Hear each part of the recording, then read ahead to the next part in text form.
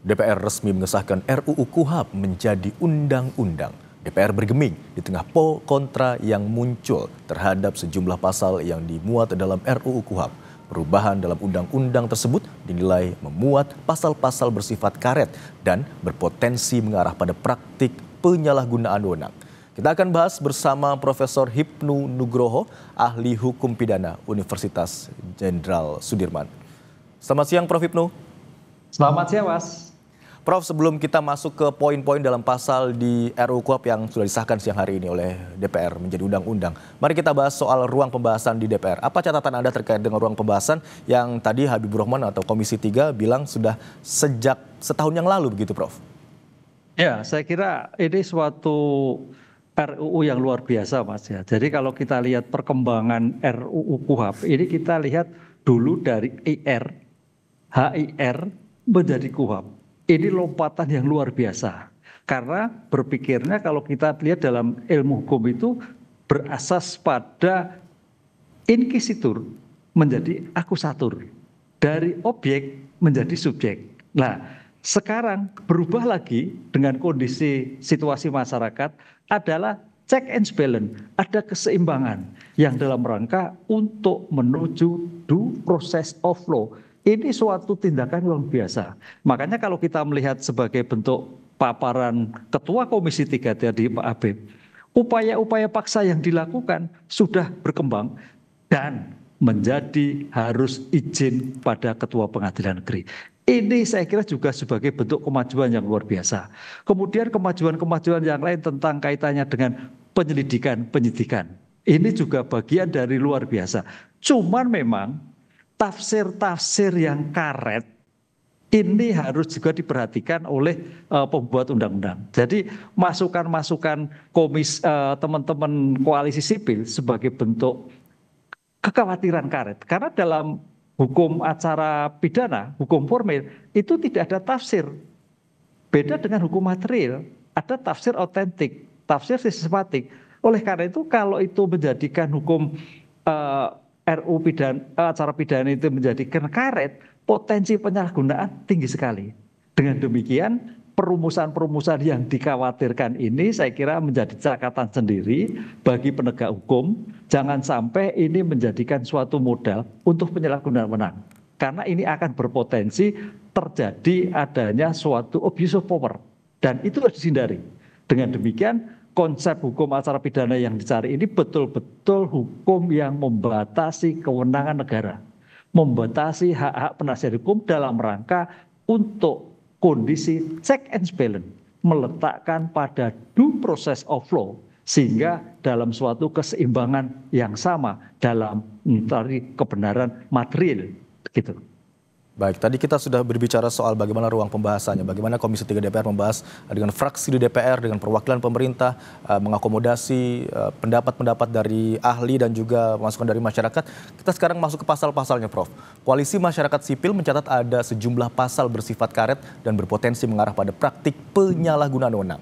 Menurut Prof. Hipnu, pasal berapa saja atau poin-poin dalam pasal berapa saja yang berpotensi terjadi hal ini? Ya, tadi saya membaca berbagai media memang terhadap upaya paksa. Jadi upaya paksa itu memang upaya yang memaksa.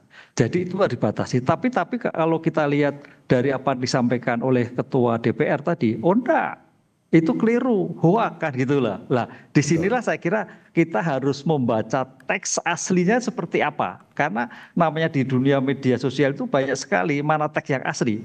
Dengan demikian kalau memang itu sebagai bentuk upaya paksa harus izin harus clear. Cuman yang menjadi problem memang antara penyelidikan dan penyidikan. Kayaknya saya baca sekilas ya, mungkin mudah-mudahan tidak keliru. Di dalam penyelidikan itu sudah ada upaya-upaya paksa. Kan itu. Padahal dalam penyelidikan itu baru mencari suatu peristiwa. Sekarang apa perbedaannya antara penyelidikan dan penyidikan?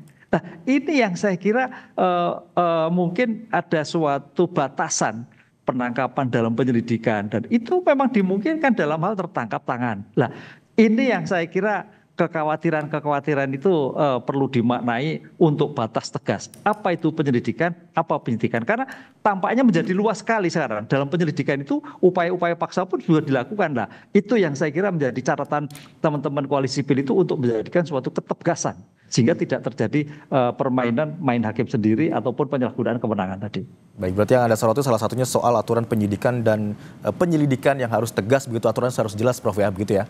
Undang-undang KUHP ini dinilai bakal mempersempit ruang pra-peradilan, memperluas kekuasaan aparat, kemudian juga tidak memberikan jaminan kepada kelompok rentan. Apakah yang Anda cermati dari beberapa draft atau susunan begitu ya rancangan undang-undang hukum, kitab undang-undang hukum acara pidana atau RUU KUHP itu benar begitu, Prof? Kalau kita melihat tidak ya, kalau kita melihat tentang kaitannya dengan pengawasan rencana pra-peradilan, itu malah diperluas. Artinya kalau melihat sekarang ini kan dalam arti terlalu sempit hanya 7 hari. Untuk menilai saksi bagaimana. Ini saya kira langkah progresif. Nah, langkah progresif. Oleh karena itu perbedaan-perbedaan antara teman-teman pengamat dengan anggota DPR itu saya kira itu perlu komunikasi. Perlu duduk bersama. Dalam 2 bulan ini perlu menjadikan suatu catatan bahwa tidak seperti yang bayangkan. Karena jangan sampai juga ini berlarut, tapi ini sebagai bentuk batasan bahwa sesegera mungkin. Cuman yang jadi masalah gini, Mas, apakah tidak ada suatu perdebatan? Tadi Bu Puan menyatakan 2 Januari berlaku. Lah, ini masa transisi ini yang saya kira menjadi situasi yang tanda krusial antara penegak hukum dalam menerapkannya. Karena ada hal-hal yang baru tentang penetapan tersangka baru, tentang upaya paksa juga terbaru, kemudian juga kalau kita lihat catatan kami upaya hukum banding yang tadinya memang betul banding itu sebagai catatan judek faksi, tapi dalam pasal RKUHP ini mewajibkan. Nah, jadi pemeriksaan itu tidak hanya di pengadilan negeri, besok di pengadilan tinggi itu pemeriksaan ulangan betul. Nah, itu yang menjadi catatan. Yang selama ini kan hanya pemeriksaan dokumen, walaupun disyaratkan dokumen, tapi menurut catatan kami tidak pernah. Lah, besok harus dilakukan. Lah, ini saya kira sebagai terobosan baru sehingga dalam mencari kebenaran material pada teman-teman penasihat hukum, korban dan sebagainya dapat diulang kembali. Ini saya kira suatu menarik untuk menjadikan kajian bersama. Walaupun nanti memang berlarut-larut nanti, karena kita lihat pemeriksaan pengadilan negeri itu bisa 60 hari bahkan 90 hari. Bagaimana di pengadilan tinggi? Kalau itu memang diulang kembali. Karena memang buktinya itu judek faksi. Jadi pemeriksaan fakta. Begitu. Baik, meski telah disahkan menjadi undang-undang, kita tahu bersama bahwa pro kontra di luar sana masih ada begitu ya, terkait dengan beberapa pasal yang dianggap kurang sesuai dan kurang mengakomodasi pendapat publik. Lalu Prof. Ibnu, sebenarnya kan masih bisa diajukan judicial review di MK sesuai dengan apa yang disampaikan oleh Ketua DPR Puan Maharani tadi. Bagaimana peluang judicial review menurut Anda, Prof. Ibnu? Ya, peluangnya besar sekali. Karena di sini meletakkan hak-hak sebagai korban. Hak-hak masyarakat, apalagi kalau negara terlalu kuat dalam tanda petik penasihat hukum terlalu luas dalam suatu penyelesaian suatu perkara. Dan kalau kita lihat, Mas, perkembangan dinamika KUHP yang lama itu pun juga tumbuh berkembang dengan putusan-putusan Mahkamah Konstitusi sebagai bentuk perbaikan. Nah, putusan-putusan perbaikan kemarin akhirnya diakomodir dalam RKUHP baru. Sekarang pertanyaan kembali, ketika RKUHP baru itu ternyata ada suatu perdebatan hak-hak konstitusi, saya kira peluangnya di sana.